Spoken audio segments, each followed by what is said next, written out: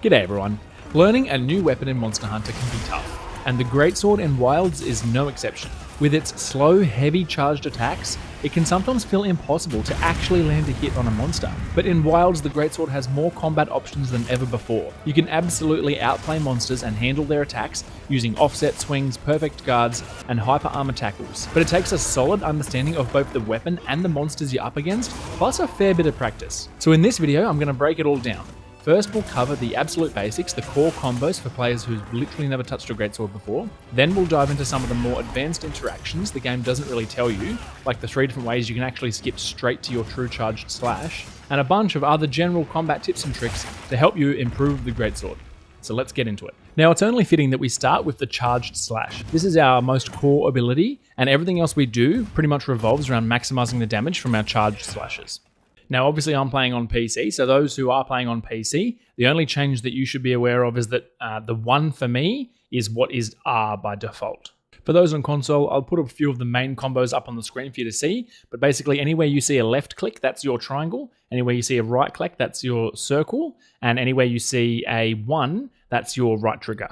Now, the charge slash combo is actually a 3-stage attack, 3 charge slashes in a row, each of them getting subsequently stronger. And it's the 3rd slash specifically that is the true charge slash, which is this one here with the little somersault. Now that was me just clicking and releasing, but of course it's a charged slash. So for maximum damage, you do want to be charging each of these slashes. Occasionally you might send the first 2 quickly without charging, just to get to the true charge slash sooner, if you know you won't have quite enough time to charge all of them in whatever window you're attacking in. Each charge also has 3 levels of charge. You reach the 2nd level when you do the little yellow bounce, like a little pop squat with the yellow flash, and then the 3rd level is once you do the red bounce with the little squat. And there's a pretty distinct sound effect with each, which is actually what you're listening for most of the time. Listen here with the sound up.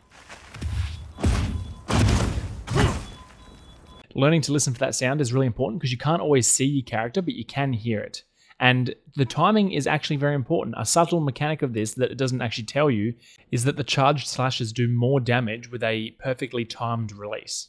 See here, if I hold the charged slash just until it releases by itself, it's going to do 272 damage. Now, if I release the charged slash the moment that 3rd red bounce happens with the sound effect, it's going to do 337. Watch again, you want to release the moment you have that 3rd bounce with the red flash and the main sound effect. Learning to get this timing right just by listening and not really paying attention is a big part of playing the Greatsword, and it'll just come with a bit of practice, a little bit of muscle memory, and you won't have to think about it at all. And that's where you want to get to, because it does make a big difference. There are some instances where you'll deliberately release early and do 2 quick ones, or maybe just a single quick one to draw, but in general, for maximum damage, you want to be charging them and releasing them at the right moment. It will make a big difference to your DPS. Now at this point, we'll talk about focus mode, because you've seen how long these charge swings sometimes take. So if I'm not in focus mode and I'm swinging my charge slashes, I can't redirect the angle of them. If I move my screen, or if you move your screen on console, you can't change the angle, and it's very, very easy to miss. This is how it was in previous games, just plagued by constant big miss swings. Feels bad. Still happens, but not as much. If we activate focus mode in this game, which is a toggle or a press, I'll show you that after, you can fully change the direction that you slash in, literally mid-swing as well, right? Or you can turn a full 180, full 360, doesn't matter, right? Watch here, even during the charge, the true one, we can redirect it right at the last second. Very, very handy and a big quality of life. You will be using this constantly with the Greatsword, so you need to get comfortable with it. There's 2 ways that you can do it, and I'll show you here in the settings. You can use a toggle method, which is what I'm doing it. So I just press spacebar and I'm just in focus mode until I press spacebar again. You can use the hold option there as well, and I'm sure consoles have the same thing. Depends on how you want to do it. Completely personal preference, just make sure you're comfortable with whatever you're doing. Let's look at tackle next. Now there are 3 ways to perform a tackle. The first, and probably the main one that you'll do, is pressing your right click, or for the console's circle, during any charged slash. So while you're charging, press circle and you'll tackle forward. You can then recommence charging, and it will actually progress you 1 stage as if you had done that slash. So for example here, if I'm charging up the first slash, tackle mid-charge, start charge again, I'm now on the 2nd charge level. All right, if I tackle again, I'm on the 3rd and final charge, and I can do the true charge slash without actually doing the first 2 slashes. Right? It still takes time though.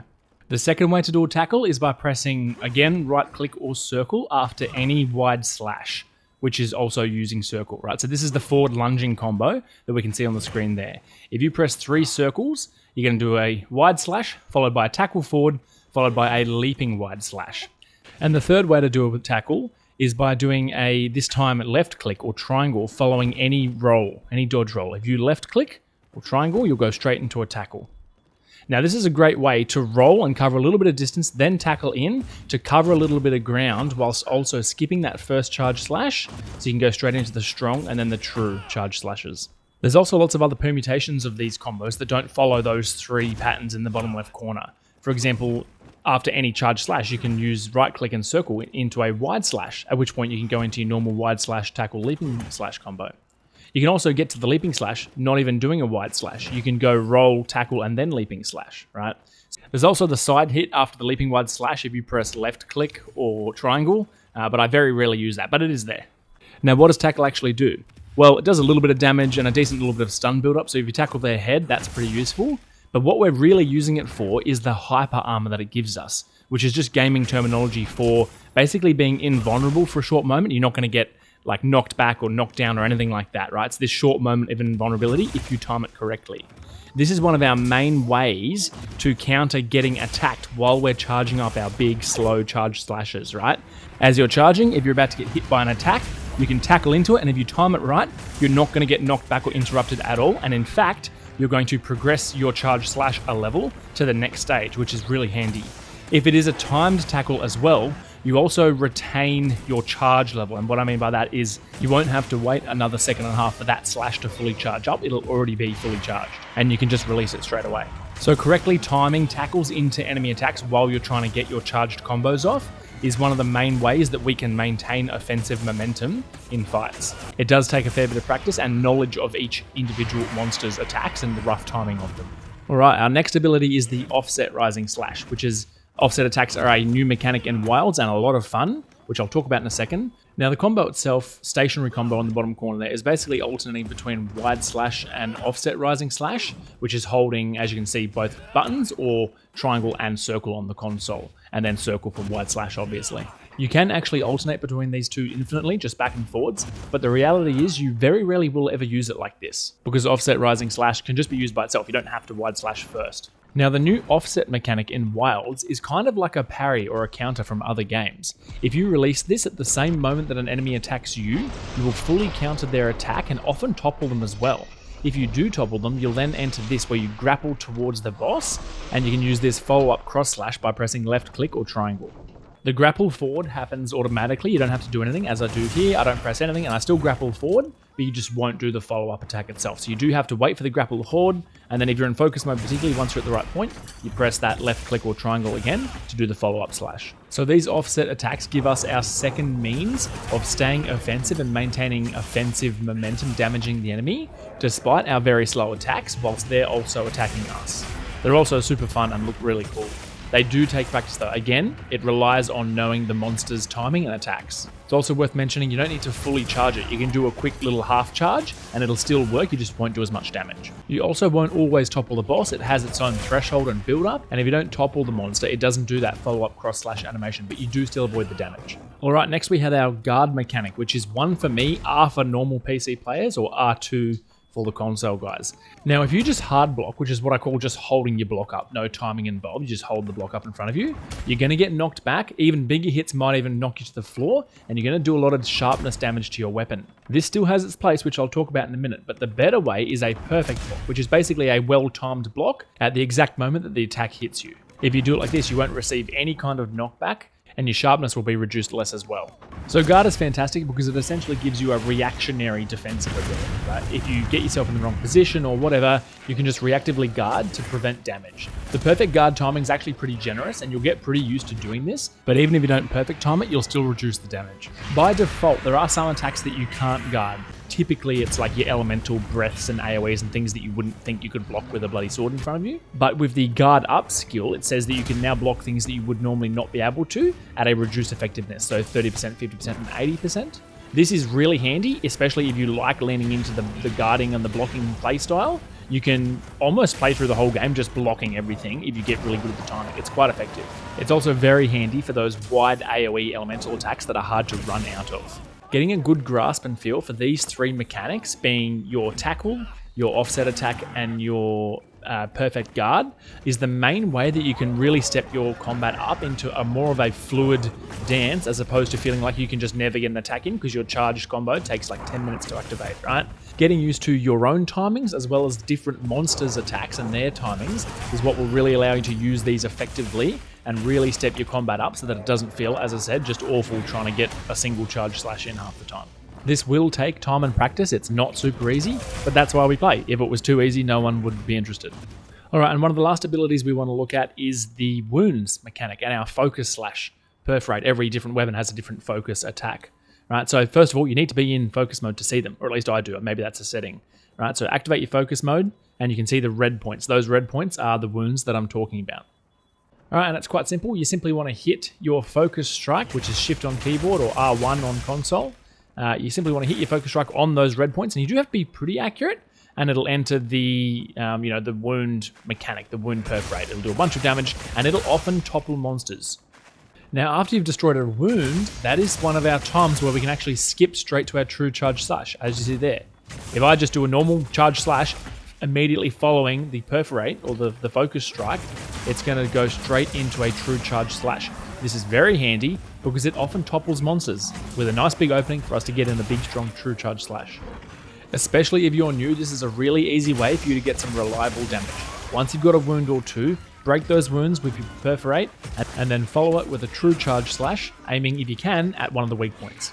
And finally, our dismounting and airborne attacks. While running, if you dismount from your secret while moving, you'll jump up into the air, and then if you just do a normal charge slash in the air, you can come down and land that. That's going to be your main way to deal mounting damage, which I'll talk about in a second. But basically, that's your main airborne attack. The alternative is that you can press 1, or in that case, R2 on the console, or R for normal PC players. You can do a plunging attack, but it's kind of hard to land, not super reliable.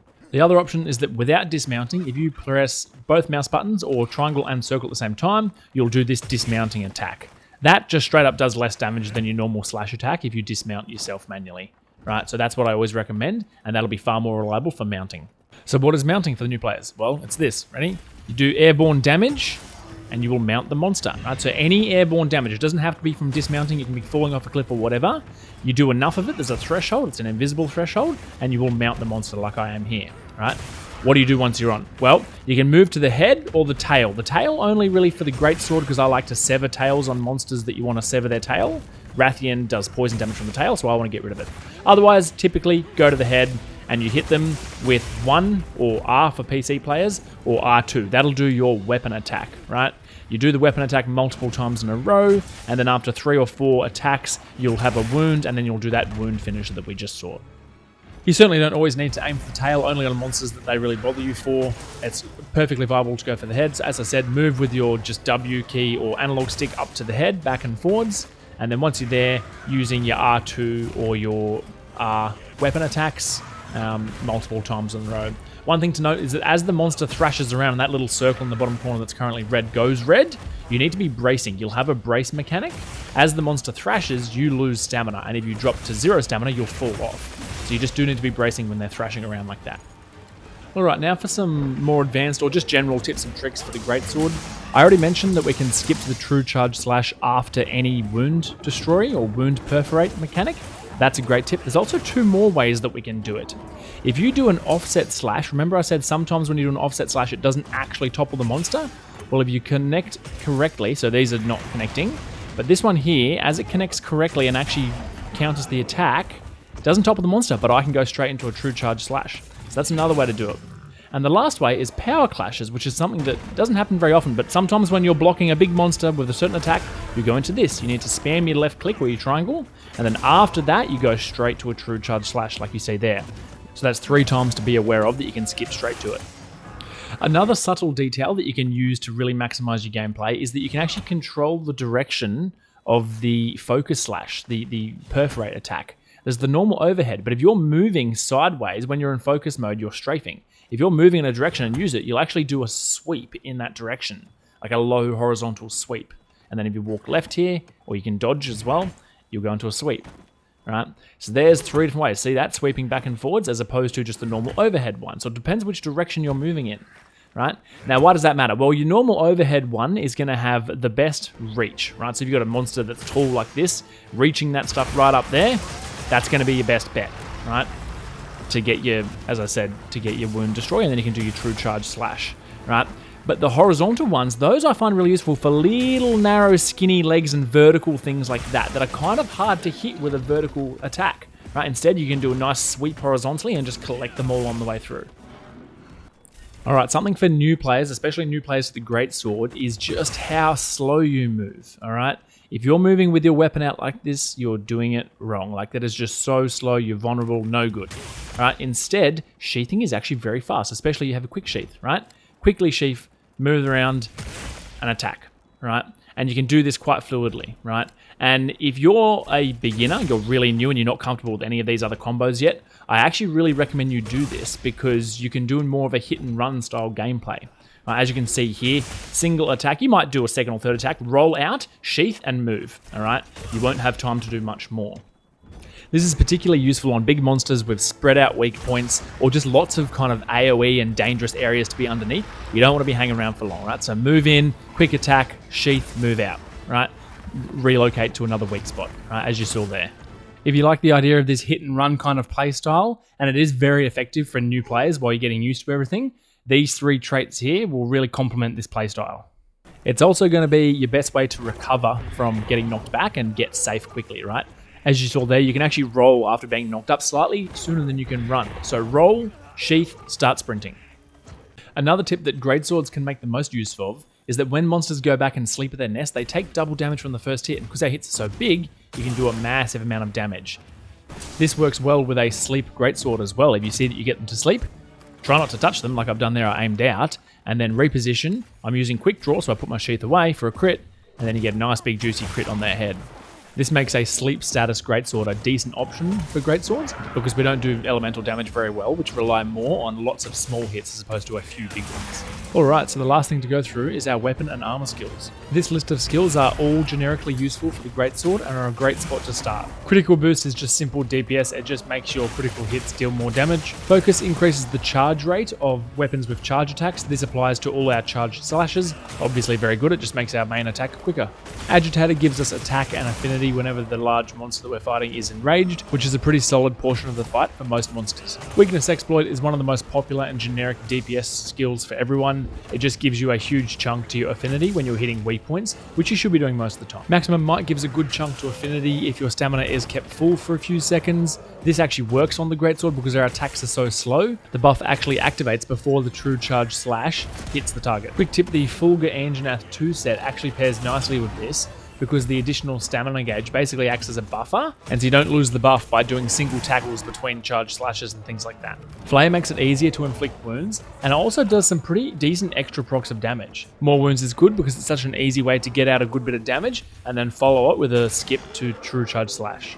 Counter-Strike gives a solid attack buff when you get knocked back, and the reason this works is because for whatever reason, in this game at the moment, when you successfully do a tackle dodge, or a offset strike into something that would have otherwise knocked you back, it also triggers. Earplugs is just a comfort pick if you can get it to level 3. Basically, the Greatsword is impacted the most by a badly timed roar because our attacks take so long, so earplugs can be helpful. Antivirus makes you recover from Frenzy more quickly and gives you an affinity buff when you do, and considering that Frenzy already gives affinity and attack damage, this is pretty potent, but only when paired with the 2-piece of Gore Magala set, because you still need a source of Frenzy, which it gives you. And I've already spoken about Guard Up and the hit and run playstyle earlier in the video, so I won't go over those again. So that's it everyone, that's the Greatsword. I hope you liked the video, I hope it helped. If it did, please let me know in the comments or like and subscribe for more content. Thanks for listening everyone, cheers.